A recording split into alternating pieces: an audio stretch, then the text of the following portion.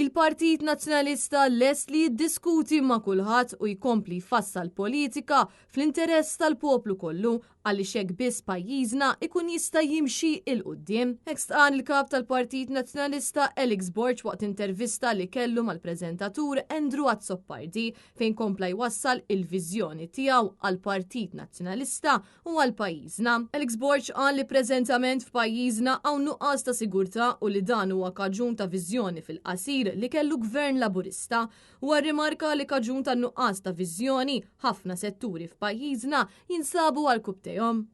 Minħabba viżjoni fil-qasir li kellu gvern laburista, speċjalment il-Prim Ministru Joseph Muscat dakinhar u dakinhar kien hemm Clyde Caruana jmexxi l-Aġenzija tax-Xogħlijiet ta' Malta li riedu fi żmien qasir ta' żmien jifqgħu l-popolazzjoni bil-ħaddiema barranin, tlifna il-kwalità tal-ħajja.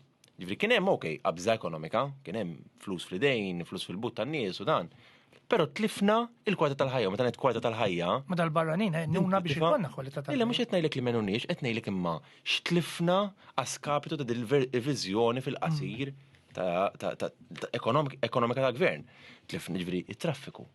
Tmur l-isptar tistenna 7 sigħat 8 sigħat l-emerġenza.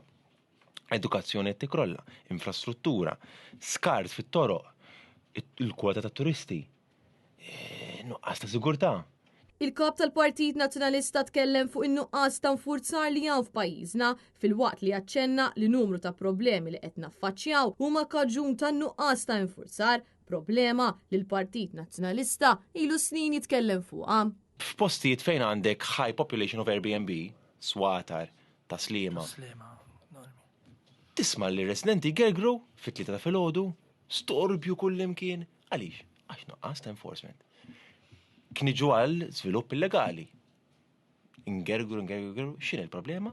Nuqqas ta' enforcement. Ġifieri, il-problemi kbar li hawn f'pajjiżna kollha jduru mal-fatt li m'hawnx enforcement. Issa mhux qed ngħidlek immorru lejn police state. Brabta mal-abbozz tal-liġi tal-ippjanar Alex Borg sostna li huwa inaċċettabbli li l-gvern baqa' għaddej romblu mingħajr ebda konsultazzjoni mal-oppożizzjoni jew mal-esperti. Jiena ma nistax nifhem kif il-gvern qed jgħaddi romblu minn fuq kulħadd u waqqas biss jikkonsulta mal-oppożizzjoni, speċjalment fuq ċirkostanzi li qed bħalissa kulħadd taw gerger fuq l-overdevelopment. U ovvjament jekk ikolli l-ħin m'għandix dubbi li nkun hemmhekk. U hekk kif nhar it-tnejn li ġej jerġa' jibda l-Parlament il-kap tal-Partit Nazzjonalista qal li se jkun qed jiffoka fuq 3 prijoritajiet fosthom il-governanza tajba u l-importanza li nissalvagwardjaw l-ambjent ta' pajjiżna. Jiena nixtieq li ikun hemm 3 prijoritajiet prinċipali tal-partiti li nemmen li nistgħu bihom nikkonvinċu ħafna minn dawk in-nies, dawk il-100,000, 90,000 li hemm ma jivvotawx. Li huma żgħażagħ, ġifieri rridu nipprioritizzaw il-bżonnijiet taż-żgħażagħ x'illum żgħażagħ għandek bejn 16 u 30 sena li jivvotaw.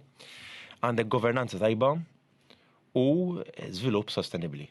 Ġifieri li inti flok ma nagħmlu kif għamel il-gvern iġellet l-ambjent mal-progress u għalhekk nibtu minnhom l-MDA u l-graffiti għax ġellidhom letteralment, jiena rrid b'xi mod nuri kif bħala gvern alternattiv dawn iż-żewġ aspetti tal-ħajja, l-ambjent u l-progress jistgħu jgħixu flimkien, jistgħu jaħdmu flimkien, jistgħu jiġu amalgamati flimkien.